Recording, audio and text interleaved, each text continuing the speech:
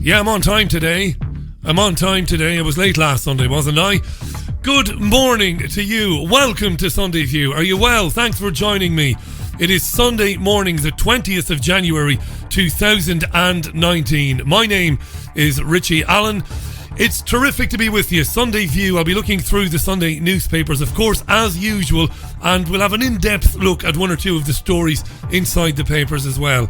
Between now and the end of the programme, you can tweet the programme. It's very simple. It's at Richie Allen Show. Thanks for joining me. I know I've already said that.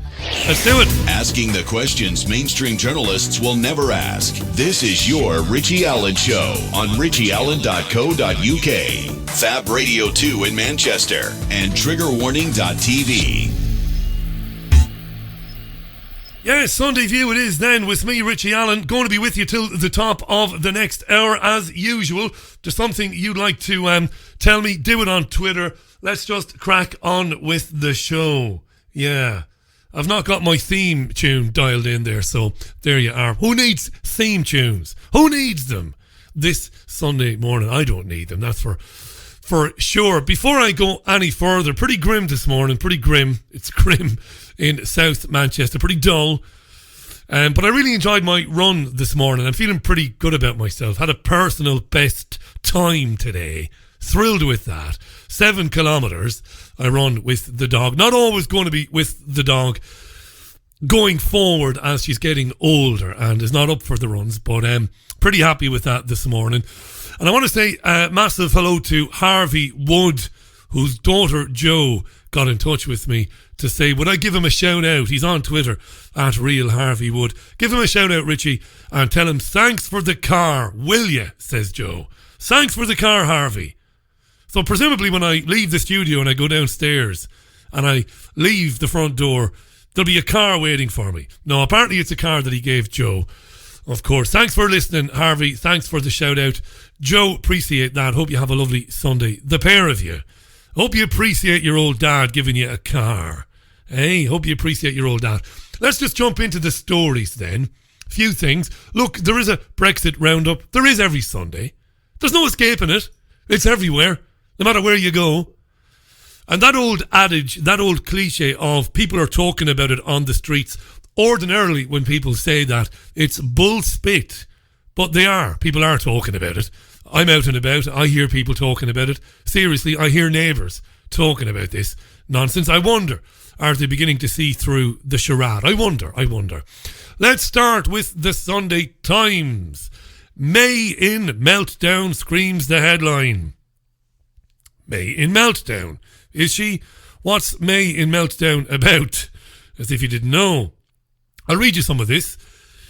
The Times is a subscription based on, well, you can buy the print edition of the Times, of course, but it is subscription if you want to read it online. Think they might give you a couple of articles free every week. I'm not sure. I subscribe to all of them, obviously, for the purposes of this show. So I'll read you some of it. Theresa May's government is facing meltdown today as the Sunday Times reveals how a senior House of Commons official helped rebel MPs who are plotting to derail Brexit. Now this is getting most coverage today on telly, on radio.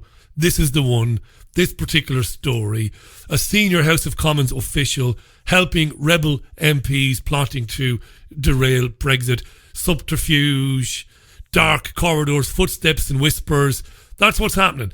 The Sunday Times has managed to get a hold of emails that show that Dominic Grieve, the former Attorney General, has been in secret communications with a man called Colin Lee, whom you've never heard of. Colin Lee is the clerk of bills. And Grieve has been conspiring with Colin Lee with the explicit intention of suspending Britain's departure from the European Union. That's the bombshell story on the front page of the Sunday Times today. So what's gone on? Well, the clerk of bills, we should say, Colin Lee, drew up 3 versions of the plan for Grieve, the plan to stop the UK leaving. He drew up 3 plans for Grieve. each of which would overturn centuries of parliamentary precedent. Now, we talked about this a lot, how parliamentary precedent has been swept aside by the Speaker, John Bercow, and others, right? So 3 versions of the plan to stop Brexit were given by Colin Lee, Clerk of Bills, whom most people have never heard of, to Dominic Grieve, Tory MP, former Attorney General. But then Colin Lee swore Dominic Grieve to secrecy. Now, Dominic, don't be telling anybody that we had these meetings, right? Right. But or we exchanged these emails. But the emails are now in the public domain. This revelation came as Prime Minister's Plan B, Theresa May's Plan B to salvage her Brexit deal, can be disclosed. It's been reported this morning that to get around this backstop thing, Theresa May wants to offer a bilateral treaty to Ireland that would remove the backstop from the EU withdrawal treaty. However, the Irish are saying this morning, well, fate and be gar and be Jesus, you know. The Irish are saying it's not going to work. That's the Irish, as in Ireland, not Northern Ireland. So May's Chief of Staff, Gavin Barwell, has told 2 cabinet ministers that if May's Plan B falls apart, which it probably will, she might offer her resignation, basically. May might basically go in the month of May. So there you go. So footsteps and whispers in Parliament. People, the Clerk of Bills, Colin Lee, drawing up plans for the former Attorney General, Dominic Grieve, to stop Brexit. It's all going on. As the Sunday Times says, 2 different groups of rebels will table amendments to be debated on January 29th that will seek to allow backbench MPs to take control of Commons business and force through their own legislation. This is the washing away of centuries of precedent. Backbench MPs getting to take over the business of government. It's unheard of, really, but it's happening. People like Yvette Cooper, Nick Bowles, Hilary Benn, trying to take over the government business. This has been called a coup in the papers today, not just in the Sunday Times. The press has labelled this a constitutional coup. They want to put a no-deal Brexit basically off the table. They want to get rid of the notion of leaving on March 29th with no deal. The plan by these plotters would need the support of 300 MPs, not even a majority, as long as the MPs come from 5 different parties. They're calling this a coup. The Sunday Times has been passed emails between Dominic Grieve and Colin Lee showing that the Clerk of Bills assisted the rebels to draw up all of these plans. That's the massive story in the Sunday Times today, right? Keep that in mind. We'll be hearing from Hilary Benn and Anna Soubry in a minute. So a coup. We're backbench MPs. MPs not in ministerial roles, either in government ministerial roles or shadow government ministerial roles, basically coming together, working to stop Article 50, to either suspend it, to take no deal off the table, and or to get a second referendum. Basically, all of these crossbench MPs coming together to stop Brexit full stop, and doing so by changing centuries of parliamentary precedents. You understand this, right? It makes sense? Okay. Front page of The Observer. Defiant Bercow set to stay as Speaker. This is a report in The Observer that Bercow is considering abandoning his plans to step down as Commons Speaker. Why? Well, because it was reported in the news last week that he was going to be denied a peerage after he left. Bercow, you see, believed, like all of them that went before him, that he'd get a lovely cushy job in the Lords. Not a job, really. The Lords is where you go to drink, to sleep, to snore, and to fart your way through the rest of your life, and you get paid 300 quid for doing it. It's my Sunday afternoon without the 300 quid. That's what it's like being in the... I don't snore and I don't fart that much, but I do tend to fall asleep of a Sunday afternoon, couple of beers in me, and that's the House of Lords. But you get, as I said, you get £300 a day for it. Lovely, isn't it?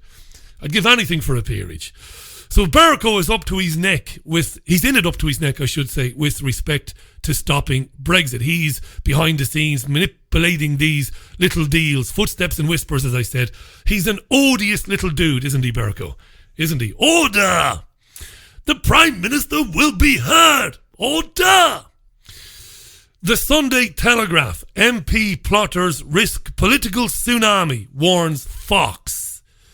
Samantha Fox writing in this... No, it's not Samantha Fox and her big boobies. It's Liam Fox. Writing for the Telegraph, the International Trade Secretary warns that failing to deliver on the 2016 referendum would open up a yawning gap between voters and Parliament. Do you remember that, Sam Fox? Touch me, I want to feel your body. Right, so Liam Fox is saying that if we don't deliver on this, there's going to be a massive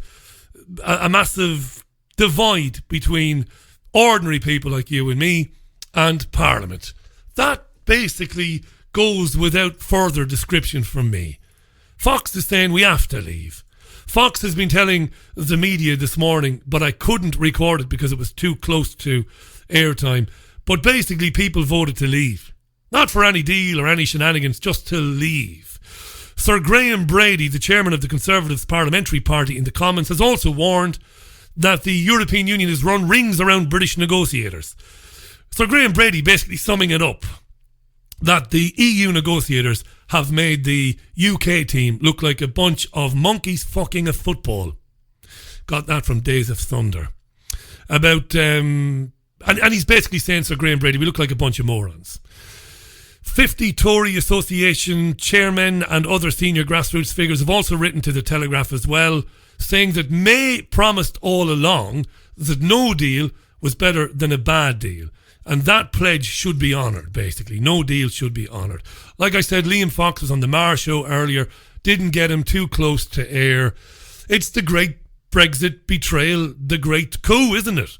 And all very easily predicted, not because of any soothsaying abilities by yours truly, but I knew it. I'm an Irishman. We've lived through it twice. There's no leaving the European Union. The elite, the hidden hand, whatever you want to call them, it is a massive pillar of their future plans for humanity. The ability to be able to control hundreds of millions of people through manipulating a half a dozen people, or 50 people, or 60 people. That's how it works. Concentrating power in the hands of a small group of people, it's easier to control those people than it is hundreds of millions. Therefore, nobody can leave, right? Right. Hilary Benn, you can't get that Samantha Fox image out of your head now, can you? Hilary Benn, Labour backbencher, one of the orchestrators of the coup, is not happy at being called a plotter. He was on the Andrew Marr show this morning. He's not happy. You'll hear Hilary Benn, and then you'll hear Anna Soubry, the Tory. Well, MPs doing their job, Andrew, are not plotters. They are trying to sort out the mess that the Prime Minister has created. We are facing a national crisis. And there are many MPs in the House of Commons whose first priority is to ensure that we do not leave without a deal.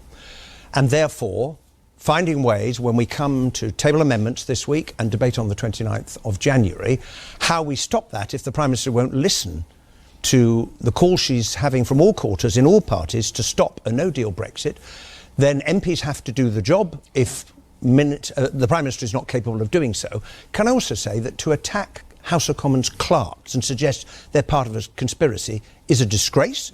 Our clerks are resolutely impartial. They act with complete integrity. And when MPs go to them and say, I'd like to do this, can you advise me on how to do it? That's the advice they give. And we really cannot get into a situation where people are suggesting that the clerks of the House of Commons are doing anything improper. They too are doing their job. Anna Soubry, why do you think, how is it that we know what the clerks are thinking, do you think? I don't know, but it is exceptionally concerning because my understanding is that this is a quite proper exchange of emails between Dominic Grieve and a clerk who, as Hilary says, is doing their job. They always give members of Parliament impartial advice, and we need to know on what basis that has been put into the public arena. Remember, Dominic is also the chairman of the Security Committee, and if it turns out that his emails have been hacked, and I don't see any other way, because it seems inconceivable that it would have been shared, But we really have to stop this narrative. This is not people plotting, as Hillary quite rightly says. This is people doing their job because of a profound failing by government. And if government won't do its job, then Parliament has to take this back. And if I may say, I think your viewers are fed up with all these half-baked conspiracy theories. They're fed up with Brexit. They're wanting to know what our solutions are. And working together is actually a good thing. Mar is very weak there. He should have hammered Soubry. Don't ever come on my show and tell me what's going on. Don't ever tell me how to present my show. Don't tell me or my producers how to create our show. You do what you're told. You're here to answer the questions, Soubry. So answer the fucking questions. He's incredibly weak there, is Mar. I've been a broadcaster, presenter, producer for years and years and years. When somebody unfairly and wrongly takes you on and accuses you as a presenter of doing something you haven't done, you have to destroy them. It's as simple as that. But in light of what went on Question Time on Thursday with the Labour Shadow Home Secretary Diane Abbott and Fiona Bruce, I reckon the BBC are terrified now when they're dealing with female guests. He should have nailed Soubry. Don't come on here telling me about what our listeners want. Answer the questions, love, and answer them properly. It is a plot and it is a coup. The former Education Secretary, Nicky Morgan, she's a Conservative MP, of course, was on Sky News with Sophie Ridge earlier on. Sophie Ridge posed the same question. Is it a coup? Are we witnessing a coup in Westminster over Brexit? Nicky Morgan. Well, I think as other MPs have said, it's a strange sort of coup that starts with a whole bunch of democratically elected members of Parliament. And this is, it is unprecedented for backbenchers' business to take precedence over government business, but it is very much confined to one particular issue, Brexit.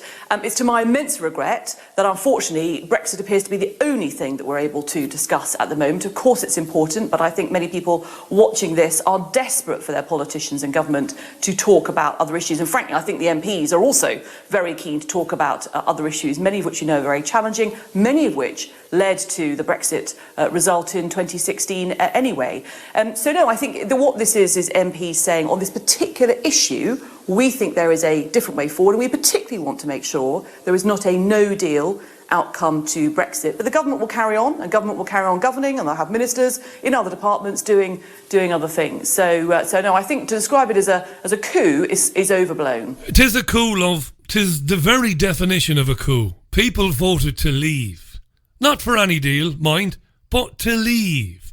Not only that, all of you motherfuckers, when you individually campaigned in your constituencies back in 2017, the last time we had a general election, you all campaigned on the promise that you would deliver Brexit.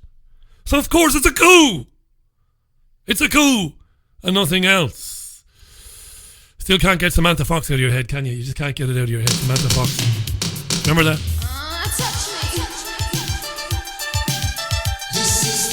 This is the night. I used to rewind that over and over and over again. Just that first bit there as a young prepubescent boy. Give over now, Richie. Right. So Sophie Ridge, back to Nicky Morgan. Sophie Ridge then pointed out to Nicky Morgan and to every other Remainer that staying in a single market, customs union, but single market, staying in some sort of single market arrangement with the European Union means that you will have to allow the free movement of people from other EU countries here. And that's just a fact. And Sophie Ridge makes that point pretty strongly to Morgan. I'm keen to talk about the kind of Brexit that you are supporting, this idea of staying quite close to the single market potentially in a customs union. Let's get real. There's no way the EU would allow that without the UK also accepting free movement of people. That is right, isn't it? Let's just admit it. Well, look, the pause is to prepare for the inevitable lie that follows. Ridge is spot on. There's no point in asking them these questions. Journalism is going to have to change. Presenting is going to have to change. I don't want presenters, particularly in national media, to be constantly giving their viewers and listeners their opinions. I don't want that necessarily. But in this instance, Ridge shouldn't be saying, isn't it, isn't it? Ridge should be doubling down and saying, it is. Don't lie, don't obfuscate. You know full well that staying in these arrangements means that people will be able to travel freely to the UK, which was more than problematic for the majority of working class people in this country. So, you know, Morgan pauses and delivers the inevitable bullshit. That Common Market 2.0, which is the option that I am supporting, if you were to be part of EFTA, part of the single market, then yes, freedom of movement comes with that. But there are mechanisms and there are ways to apply for there to be control. And actually, I think that the British public have got a far more nuanced understanding and interest in immigration than Has Theresa May read it wrong then? Credit for. Has Theresa May read it wrong? I think that the Prime Minister...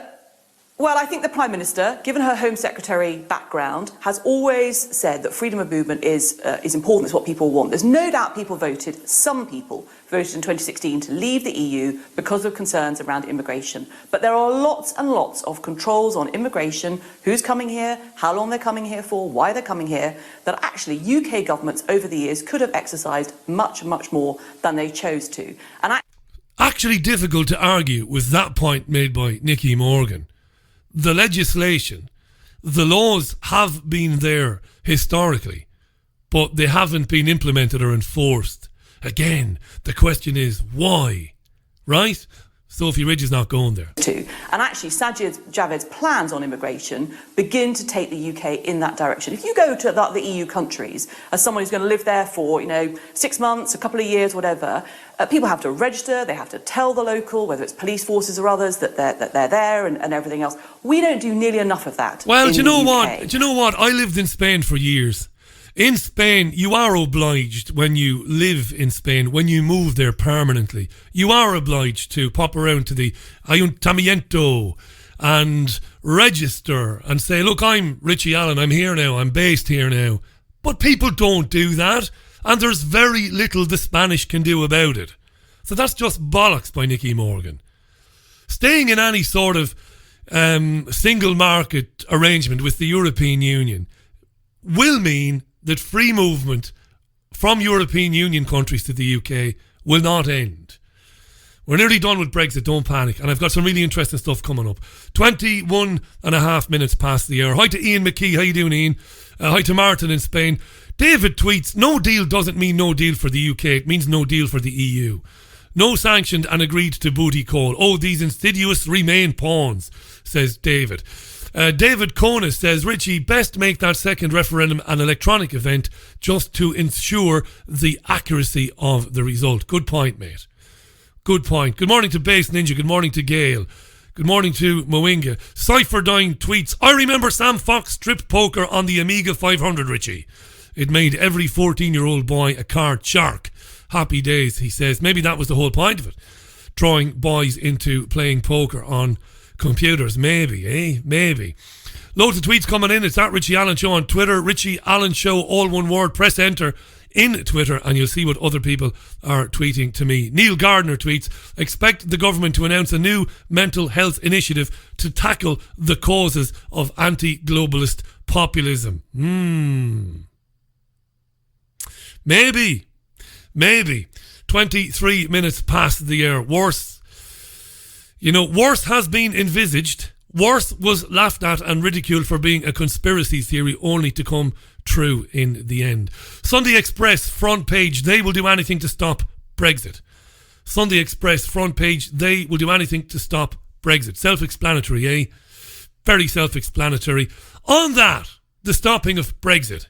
What about the consequences for politics, political parties, and people's faith in the process? I find this very interesting. Ella Whelan, journalist and author, was on Sky News this morning and she pulled no punches in criticising Labour MPs and Tory Remainers for subverting the democratic result. Journalist and author Ella Whelan, this is good stuff. We have a party that runs under Corbyn under the slogan for the many, not the few. which is direct. Its MPs are directly voting against the many's wishes in support of the few, the elite. I mean, I think what Labour MPs and many Tory MPs don't seem to understand is that your average voter, like my dad or my mum or anyone out on the street, doesn't have connections with knowing what's going on in the civil service, doesn't get to make TV programmes about Brexit, doesn't get to write articles, doesn't get to go into Parliament. They have no voice apart from putting that X in that box. And people who are supporting a second referendum want to remove that only engagement in politics that ordinary people have. I don't think they quite have wrapped their heads around how damaging that will be for democracy.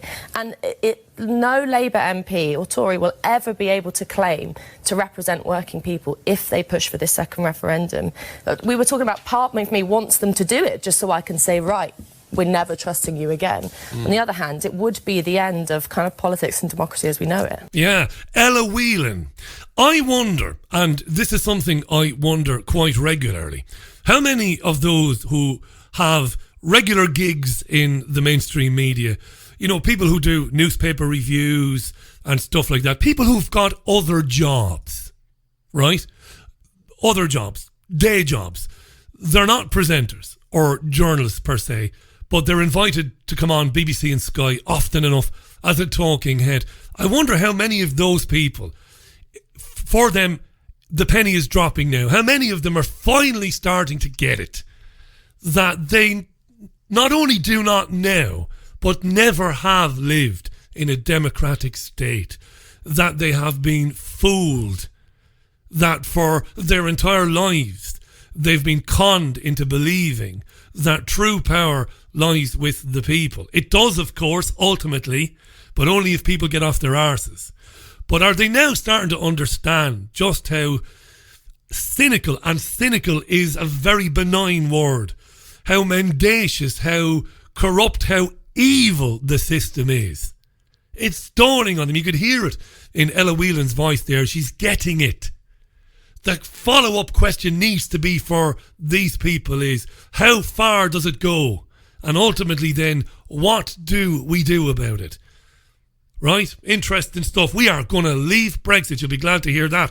When I come back, I want to chat for a few minutes about toxic masculinity. Maybe. We'll talk a bit about that, we will.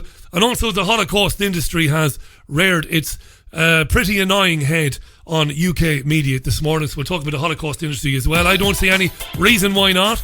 We might talk about 97-year-old drivers. There are still one or two newspaper front pages to do as well.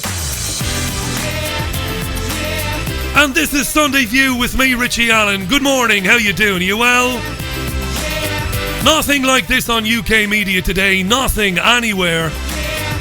He says arrogantly. This is Texas with Inner Smile. Back with more in 3 minutes. Yeah, I love Charlene. Top class. That is Texas on the Richie Allen Show. Inner Smile. As the time is approaching 11:30. Of course, if you're listening to the repeat or the podcast or whatever, it won't be 11:30. Well, it might be, depending on where you are in the world. You can still tweet the programme. It's at Richie Allen Show on Twitter. I didn't get into this last week. It happened towards the end of the week, and there's so much of it, you know. Identity politics, isn't there? There's so much gender politics, identity politics, male, female stuff, that it just gets a bit tiresome. But I was interested in the Gillette story. So I want to talk about that Gillette story. Before I do, I just have to quickly round up the rest of the front pages. Just dawned on me. We haven't done the rest of them. The Mail on Sunday, lovely, large headline in bold type, warned by police for no seatbelt. What a fucking joke this is, eh? The Duke of Edinburgh, evil on two spindly legs. Evil on two spindly, wasted legs. 97 years of age. This fuckwit drove onto a main road without looking and nearly killed people. Just drove straight on to... I mean, it happened to me this 5-6 months ago. As you know, my old Ford Focus estate was written off by some batshit crazy woman who flew onto Wilmslow Road and smashed into the side of me, nearly killed me. No exaggeration, just drove on. Why not? Fuck the stop sign. Who needs them? Anyway, Philip just drives onto a road, nearly kills people in another car. And neither Philip nor anyone representing him has reached out to the people they nearly killed. But then again, this is an evil bastard who said he'd like to come back as a virus to kill more people. This is an evil sicko who is undoubtedly implicated in the murder even, of the Princess of Wales. This guy was a Nazi sympathiser whose sisters married Nazis, who went to the funerals of Nazis. And the people whom he nearly killed are surprised that he didn't say, "Hey, are you all right by any chance?" The prick was out driving again yesterday with no seatbelt. What the fuck? Evil on two spindly legs. The Sunday Mirror. Same story. As I said, people that he nearly killed have spoken out. Prince Philip hasn't even said sorry, is the headline on the Sunday Mirror. Emma Fairweather, whose arm was broken by the dickhead. She was the passenger in the other car. She said, "It's been so traumatic and painful. I would have expected more of the royal family." You're lucky they didn't kill you, love, to be honest. To be honest with you, if his security detail were following him, you might have been murdered and then buried somewhere. Sick bastards they are. Anyway, that's the papers. Right. 97, huh? You ageist bastard, Richie. No, I'm not. I'm not ageist. Every driver in the world, no matter how careful he or she is, will occasionally make a mistake. And I'm no stranger to that. I have made occasional mistakes while driving over the years. Thankfully, none of those mistakes resulted in an accident. I suppose I was blessed. When you get to that age, fucking hell.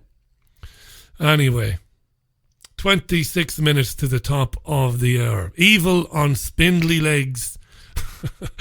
Thanks to Cartoon Drunk for the very funny picture he's just sent to me there. Thank you, David. I've retweeted that, of course. Gail says the resemblance between Burns, as in Montgomery Burns, from The Simpsons, that would be C. Montgomery Burns, is uncanny between Burns and the Duke of Edinburgh. There certainly is a resemblance there, Gail, I'll give you that. Right, shall we talk about Gillette then? It's been a rather frenetic Sunday View, hasn't it? So, what's it called again? I can't remember, hang on. Because I took a story from a magazine this morning. What magazine did I use? I used Salon magazine. Salon.com. So they're covering it. This Gillette story is still in the news.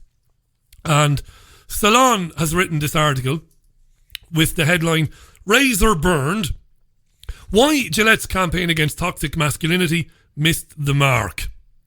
Who knew a razor blade company could become so controversial," writes Salon.com. So Gillette has launched this new marketing campaign. You know this now because the story's a few days old. The Best Men Can Be, with this advertisement which has been watched billions of times. Very clever. I'm not saying the ad is very clever, but if the Gillette people knew this would be controversial, it's very clever. There's no such thing as bad publicity. So the ad begins by depicting boys bullying other boys, women being harassed and catcalled, and a group of men excusing all of it as boys will be boys. Gillette then asks if this is the best a man can get. And the rest of the ad portrays men pushing back against other men's bad behaviour. Salon.com says it has been polarising to say the least. The campaign is being praised by some people for tackling masculine stereotypes and challenging men to be better. However, on the other side, some are saying that Gillette risks turning off customers who think the brand is shamelessly capitalising on the Me Too movement and practising leftist politics. There are already calls for the brand to be boycotted. Not the first time, though, that, what would you call it, cosmetic product manufacturers have dipped a toe into gender politics. Just for Men, you might remember this, dear listener, launched its Better Man campaign in October of last year, which encouraged men to be more compassionate and caring. In 2014, Dove Men and Care launched its Care Makes a Man Stronger campaign to explore the different ways that men define masculinity. There was a very good debate on RT over the weekend. Very good debate. RT does some good stuff. We know that. Steve Malzberg is a Conservative commentator and television presenter. Always good for a soundbite is Steve. And Joanne Morales is from an organisation called New Nude. And she's very interested in diversity and the discussion of diversity. So you'll hear Steve Malzberg and Joanne Morales having a bit of a debate. It's good stuff, this. About 2 minutes, 20 seconds long. Have a listen. 2 different points of view.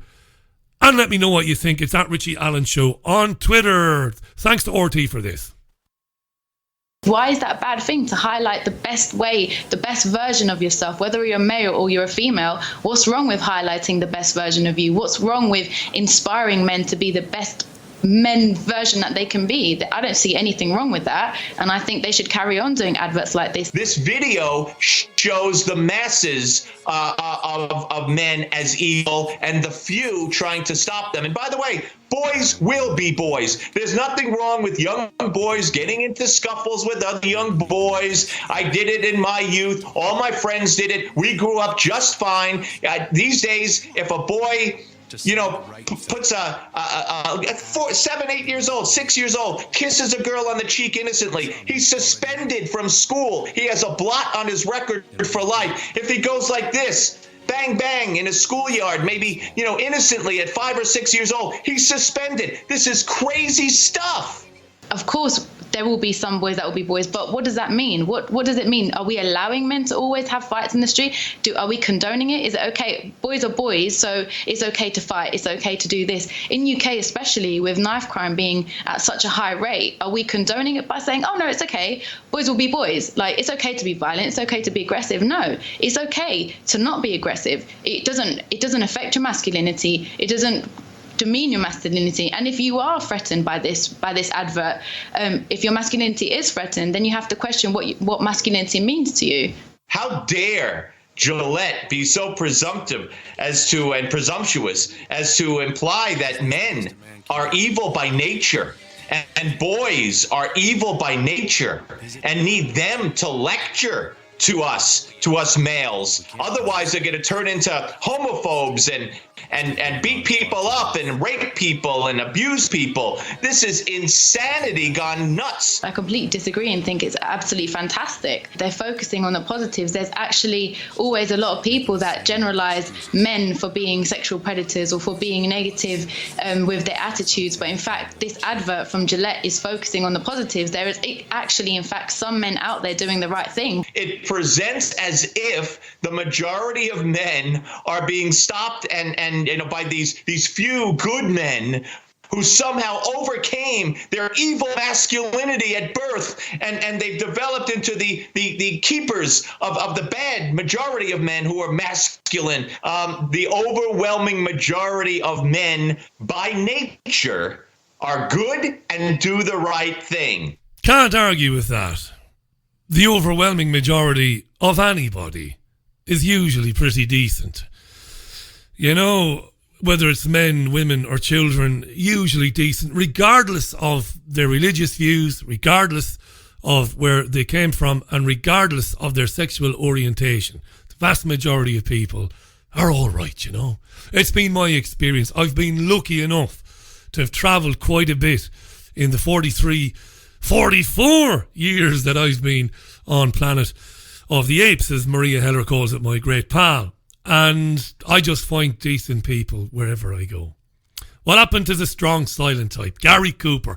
Never forget the scene in The Sopranos when Dr. Melfi is speaking to Tony Soprano very early on. And he's kind of thinking about men being men. When men, according to him anyway, when men could deal with things without melting down and crying and needing therapy and medication, and he invoked the memory of the Gary Cooper movies. I might have mentioned this before. I remember noticing, now this is true. When I say something, it's true anyway, at least as I understand it, right? At least as I understand it. I remember noticing in the early 2000s. So in the early 2000s, I was 26, 27 years old, and I had hair. I don't think it was great hair, but I had hair. God be with the days. Tall, devilishly handsome. Yeah, enough of that old bollocks, Richie. Early 2000s, a strange thing started happening, and it's endured. It has endured. I think its genesis was about 16, 17 years ago. Men began dressing effeminately. Meaning what? Meaning I was going out to things. Excuse me, whether it was concerts, whether it was travelling to places for work as a journalist, as a producer, whether it was just going out, men began dressing more effeminately. Men were wearing man bags, and skinny jeans were everywhere, and they still are. And at the time, I was extremely vocal in my criticism of this at the time. I couldn't believe what I was seeing. I also couldn't believe I was in canteens and I was out and about with friends, and I began to hear men talk about Sex in the City and Ally McBeal as good television shows. And I couldn't understand how any man could watch those programmes and not be bored witless by watching them. And here you had men all the time talking about them and watching them. And I was like, what the fuck is going on? Right? I'm not saying I was right back then. And I might have been looked upon as a Neanderthal, as a caveman type character. Maybe I was, maybe I am. But to me, it made no sense to me. I was like, what the hell, you know? And what I see with children at the moment is I see the homogenization of the sexes. I know it sounds ridiculous. And it's hard for a guy like me to find the vocabulary to put a substantial argument, that, you know, a good argument to support my theory. But I believe that's the agenda. You know, boys, when I was a child growing up in Ballybeg in Waterford, which, despite what was going on domestically in my home, which was terrible, at least when I was out and about, Ballybeg was a great place to grow up. I was wonderful, proud to be from Ballybeg. It's a housing estate in Waterford City. Boys did boys stuff and girls did girls stuff. And I have a theory now. Again, I've got to repeat that I don't have the vocabulary, irony. I don't have the vocabulary to back this up. I wish I did. I don't have the training to back it up. But I have a theory that natural separation in playtime when you're very young is important biologically. Why? Because maybe the natural separation of the sexes when we are very young, maybe it's important, maybe it's linked to our attraction for the opposite sex when we get to our teens. I know that sounds mad, doesn't it? But it's honestly what I think. It's my theory and I'm claiming it. Boys running around with toy guns and hanging out of trees, climbing trees and wearing Superman costumes and kicking a ball and getting filthy, as I did when I was a boy. And girls doing their things, playing in the way that girls played when I was younger. Which, of course, young boys eyed with great suspicion. When you're a young boy climbing trees, using tennis rackets as machine guns and kicking footballs, you do, as a very young boy, you eye with great suspicion what young girls are doing. And I somehow believe that this is vital in terms of the puberty process. It's vital. You know, messing with kids as they're doing at the moment, messing with millions of years of evolution, by making them play together, by insisting that boys and girls must be on the same teams in sports when they're very young now, interfering in what boys can and can't do, kind of forcing them together when they're very, very young. I wouldn't be surprised if that isn't impacting on sexual attraction, meaning that there might be less sexual attraction when the boy gets to 13, 14. Maybe less likely, because maybe the homogenization of the sexes at the young ages demystifies, I can only speak as a boy, maybe demystifies femininity when boys are young and vice versa. And that maybe has an impact then when they get to puberty. Or I could just be talking monumental bollocks as usual. I'm well prepared for my theory to be absolutely shot to pieces. But that's what I see. Leave them alone. They're supposed to do their things when they are younger. The things that we see as, you know, male inclined or female inclined. And then as they get into their 10, 11, 12, 13, then they start to look at one another.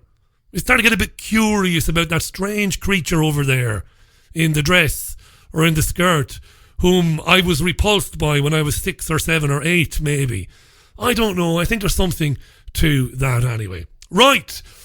Going to turn our thoughts to the Holocaust industry. This is your Richie Allen Show, Sunday View, coming up for 13 minutes to midday as we are live.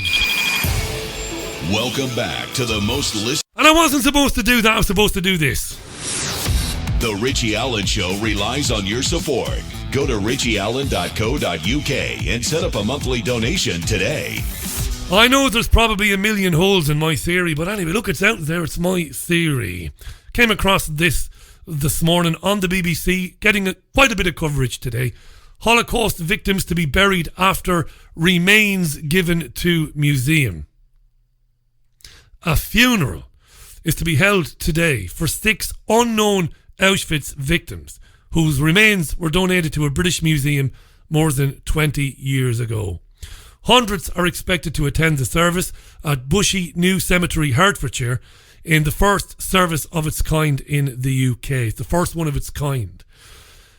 The remains of 5 adults and at least 1 child were anonymously donated to the Imperial War Museum in 1997. The remains of the adults and at least 1 child anonymously donated to the Imperial War Museum in 1997. The identities of the victims will never be known. What kind of fuckery is this? So, hundreds are attending a funeral today for 6 people who allegedly were killed at Auschwitz, whose remains were donated anonymously to the Imperial War Museum in 1997. And the identities of the victims will never be known. Jesus, Mary, and Holy Saint Joseph. Olivia Marks Waldman is the chief executive of Holocaust Memorial Day. Yes, chief executive of Holocaust Memorial Day, which of course is a business. And Olivia Marks Waldman was on Sky, prepared for silliness, really. The remains of 6 unknown Holocaust victims, including a child, will be buried in North London today. The service will be the first of its kind in the UK. Well, until now, their bodies have been stored in the archives of the Imperial War Museum. Well, let's talk to Olivia Marks Waldman, Chief Executive of the Holocaust Memorial Day Trust. Good to see you. Good morning. How important is this today?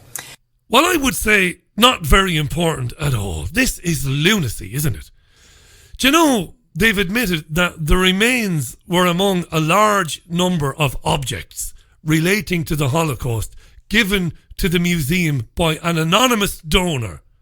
Some guy anonymously gave a big box full of shite to a museum, said, by the way, those are the ashes of 6 people that I think might have died at Auschwitz, and they're going to have a funeral today with all pomp and circumstance in London. It's madness. They're burying what might not even be human remains. And they're all turning up. Lord Pickles is there. John Mann will probably be there. All the virtue signallers. Anyway, let's hear the answer from Olivia, from the Chief Executive of Holocaust Memorial Day. How important is it, Olivia? It's a very rare and an extraordinary moment, so it has a huge significance. Obviously, significance to the individuals themselves who are denied a humane burial. Of course, their last moments were those of brutality. But it's also a significant moment for all of us in the UK as we have this opportunity to give them a burial. What do we then make of the fact that we don't know about their origins particularly, do we? We know they were sent to the museum quite a number of years ago. Why has there been a decision? We don't know anything about the origins. We know they were sent to the museum a few years ago, and they were sent anonymously, but Sky News decided to leave that nugget of information out of it. And Dixon is struggling with himself because there is 1% of him still left that is a journalist who wants to say, "Are you fucking mad, lass? What are you doing?" And do you support it to sort of move them out of storage? It sounds a bit sort of grim in itself, but why has this happened? I think they've appreciated that the more appropriate action to take is to give these remains a humane and decent and proper burial. And I applaud that decision. It's the right thing to do. And the Imperial War Museums, the Chief Rabbi's Office, the United Synagogue have all dealt with this so humanely and sensitively. And we're really delighted that this opportunity is now taking place for survivors themselves in this country and for so many more to be attending this funeral today. And this will be a full funeral held according to Jewish rites today? Correct, that's right. The overwhelming likelihood is that these ashes and remains are of Jewish individuals. We can't know that for sure, but it's the overwhelming likelihood. And so it's absolutely fitting that this funeral should be taking place. I feel like Frank Grimes. Do you remember Frank Grimes went to work at the power plant in The Simpsons? And he just went insane because madness was being accepted as normalcy in the power plant. Lunatic behaviour was the norm. Bucket of ashes, well, it's definitely Jewish. Got to be Jewish. Wow, we can't be sure whether we are burying Jews or that they were murdered or even that they were human, but fuck it, eh? Why waste an opportunity? Then we got a lovely bit of virtue signalling from Stephen Dixon, the host, because Stephen then gets to the nub of the matter. This is why we do things like this. It is important for all of it. It brings our focus back onto the Holocaust, which... It's fucking vital, because I managed to go 2 hours without thinking of the Holocaust. Thank Christ for this. Isn't it important that we keep our focus on the Holocaust, you know? I can't get through a football match of a Sunday afternoon without pausing for reflection on the Holocaust, and that's what it's about. Which I think needs to be done, doesn't it? We need to remember what happened so that we don't repeat it. How could you ever forget, for fuck's sake? But what will it mean for those survivors? And we've had the privilege of meeting some Holocaust survivors in here on occasion, and it's overwhelming for us actually to talk to them. What will this mean to them? It will mean an enormous... It's overwhelming to talk to them. ...amount to them. These ashes and remains in some ways represent their family members who never received a proper burial. So for so many survivors, it's hugely significant that they will be able to see a humane and dignified burial being accorded to the remains of these individuals. Yeah, it's important that we never, ever, ever stop thinking about the Holocaust, ever. Even when you're having sex, even when you are on top of your missus, think about the Holocaust. Might help you last a bit longer, actually. Might be a good thing for men who suffer with premature ejaculation. Think of the Holocaust. Something that happened 80 years ago, and Jews were not the only people imprisoned and murdered. Genocide is not exclusive to Nazi Germany. And it wasn't a genocide anyhow, was it? In the purest definition of the word genocide. Jews are not a race, no more than Christians are. I've said that a million times.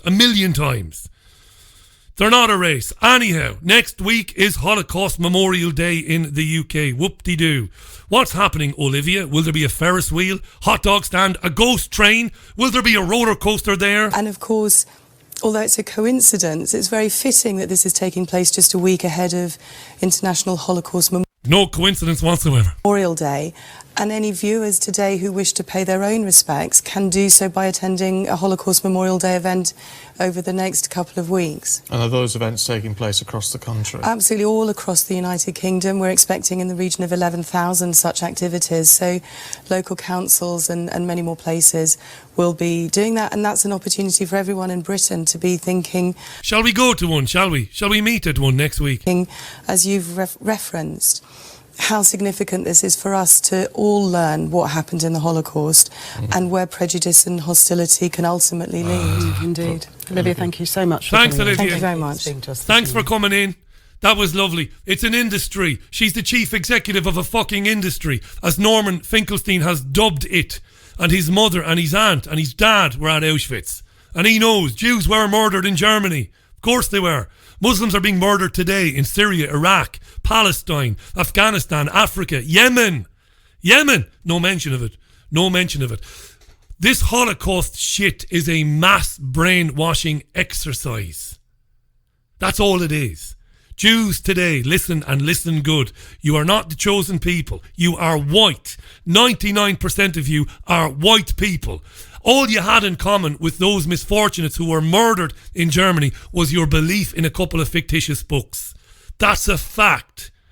That's a fact. And this brainwashing, this Holocaust memorial crap, this we must never forget crap, this 5 films a year on television and in cinema about the Holocaust crap is really about whitewashing the genocide of Palestinians in Gaza today. Must never speak of the crimes of Israel. We must never speak about the crimes of Zionism. We must never talk about that. And they juxtapose Jews and Jewishness with the crimes of the Israeli government. And they are not compatible, believe it or not. Because there are millions of Jews around the world who have no time for it and who do not support what goes on in Palestine today. This Holocaust thing is sickening. Sickening that it's rammed down your throat every day of the week, while as you eat your dinner today, the mass murder and genocide of people continues around the world. Sponsored by the United States of America, France, Great Britain, and yes, sponsored by Israel too. 'Tis a madness. That's it for Sunday View. Speak again on the Richie Allen Show tomorrow, Monday at 5 p.m. UK time. Have a marvellous Sunday.